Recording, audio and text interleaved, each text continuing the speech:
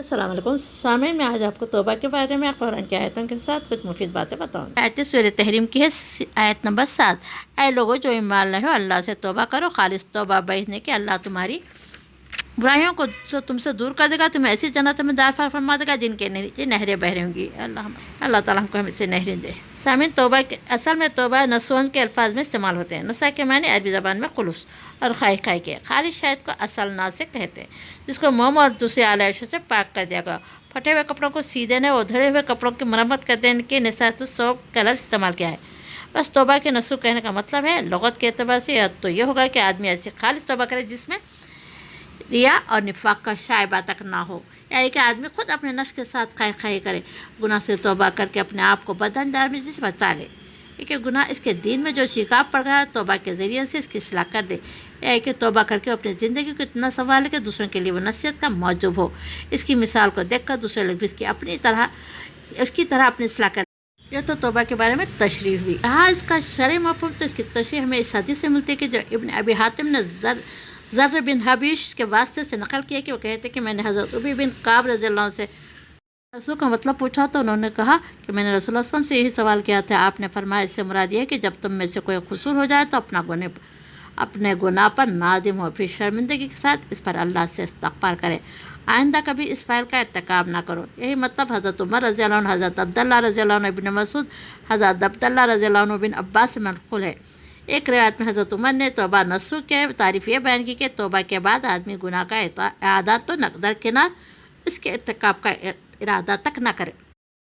حدیث ابن حریر، حضرت علی رضی اللہ عنہ نے ایک مرتبہ ایک بدو کو جلدی جلدی توبہ اور استغفار کے الفاظ زبان سے ادا کرتے سنا تو فرمایا یہ توبۃ الکاذبین ہے۔ اس نے پوچھا پھر صحیح توبہ کیا ہے؟ فرمایا اس کے ساتھ 6 چیزیں ہونی چاہیے۔ پہلا، جو کچھ ہو چکا ہے اس پر نادم ہو۔ دوسرا، اپنے فرائض سے غفلت برتی ہو، ان کو ادا کر۔ تیسرا، جس کا حق مارا ہو اس کو واپس کر۔ چوتھا، جس کو تکلیف پہنچے اس سے معافی مانگ۔ پانچواں، آئندہ کے لیے عزم کر لے کہ اس گناہ کا اعادہ نہ کرے گا۔ اور چھٹا، اپنے نفس کو اللہ کی اطاعت میں گھلا دے، جس طرح تو نے اب تک اس معصیت کا خوگر بنایا رکھا ہے، اس کی اطاعت کی تلخی کا مزہ چکا، جس طرح آج تک تو اسے معصیتوں کی حلاوت کا مزہ چکاتا رہا ہے۔ سامعین، توبہ کے سلسلے میں چند امور اور بھی ہے جنہیں اچھی طرح سمجھ لینا چاہیے۔ وہ لیکن توبہ حقیقت کسی معصیت پر اس لیے نادم ہونا ہے کہ وہ اللہ کی نافرمانی ہے، ورنہ کسی گناہ سے اس لیے پرہیز کا عہد کر لینا کہ اس مثلاً صحت کے لیے نقصان دہ یا کسی بدنامی کا یا مالی نقصان کا موجب ہے، توبہ کی تعریف میں نہیں آتا۔ دوسرے کہ جس وقت آدمی کو احساس ہو جائے کہ اس سے اللہ کی نافرمانی ہوئی ہے تو اس وقت اسے توبہ کرنی چاہیے، جس شکل میں بھی ممکن ہو بلا تاخیر اس کی تلافی کر دینی چاہیے، اسے ٹالنا مناسب نہیں۔ تیسرے کہ توبہ کے بار بار اس سے توڑتے چلے جانا اور توبہ کو کھیل بنا لینا، اسی گناہ کا بار بار ادا کرنا جس سے توبہ کی گئی توبہ کے جھوٹے ہونے کی دلیل ہے، کیونکہ توبہ کی اصل روح گناہ پر شرمساری ہے، اور بار بار کی توبہ شکنی اس بات کی علامت ہے کہ اس کے پیچھے کوئی شرمساری موجود نہیں ہے۔ چوتھے کہ جو شخص سچے دل سے توبہ کر کے عزم کر چکا ہو کہ یہ پھر اس گناہ کا اعادہ نہ کرے گا، اس سے اگر بشری کمزوری کی بنا پر سے کسی گناہ کا اعادہ ہو جائے تو پچھلا گناہ تازہ نہ ہوگا۔ البتہ اسے بعد والے گناہ پر پھر توبہ کرنی چاہیے اور زیادہ سختی کے ساتھ عزم کرنا چاہیے کہ آئندہ وہ توبہ شکنی کا مرتکب نہ ہو۔ پانچویں کہ ہر مرتبہ جب معصیت یاد آئے توبہ کی تجدید لازمی کرنی چاہیے، لیکن اگر اس کا نفس اپنے سابقہ گناہ گارانہ زندگی کی یاد سے لطف لے رہا ہو تو پھر بار بار توبہ کرنی چاہیے، یہاں تک کہ گناہوں کی یاد اس لذت کے بجائے شرمساری کی موجب بن جائے۔ اس لیے جس شخص نے فی الواقع خدا کے خوف کی بنا پر معصیت سے توبہ کی ہو وہ اس خیال سے لذت نہیں لے سکتا وہ خدا کی نافرمانی کرتا رہا ہے، اس سے لذت ڈالنا اس بات کی ملامت ہے خدا کے خوف نے اس کے دل میں جڑ نہیں پکڑی۔ سامعین، اس آیت کے الفاظ سے غافل اور غور ہے، یہ نہیں فرمایا گیا اللہ تعالیٰ نے کہ توبہ کر لو تو تمہیں ضرور معاف کر دیا جائے گا اور لازماً تم جنت میں داخل کر دیے جائے گے، بلکہ یہ امید دلائی گئی کہ اگر تم سچے دل سے توبہ کرو گے تو بعید نہیں کہ اللہ تمہارے ساتھ یہ معاملہ کرے۔ اس کے معنی یہ ہے کہ گناہ گار کی توبہ قبول کرنا، اسے سزا دینے کے بجائے جنت عطا فرمانا اللہ پر واجب نہیں ہے، بلکہ سراسر اس کی عنایت و مہربانی ہوگی۔ وہ معاف بھی کرے اور انعام بھی دے۔ بندے کو اس سے معافی کی امید تو ضرور رکھنا چاہیے، مگر اس بھروسے پہ گناہ نہیں کرنا چاہیے کہ توبہ سے معافی مل جائے گی۔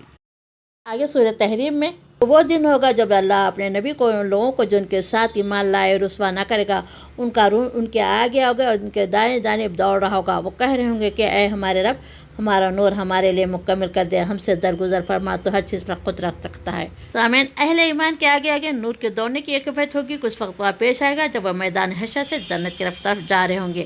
وہاں ہر طرف گھپ اندھیرا ہوگا جس میں سب لوگ ٹھوکریں کھا رہے ہوں گے۔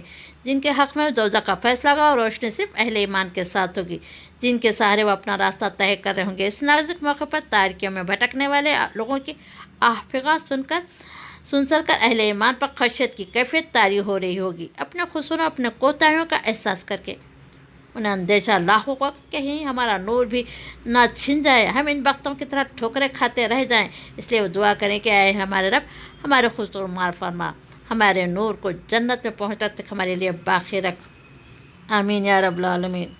ابن جریر نے حضرت عبداللہ بن عباس کا قول نقل کیا کہ ربنا اتمم لنا نورنا کے معنی یہ ہے کہ وہ اللہ تعالیٰ سے دعا کریں کہ نور اس وقت تک باقی رکھا جائے، اسے بجھنے نہ دیا جائے جب تک کہ پوچھ سے بخیریت نہ گزر جائے۔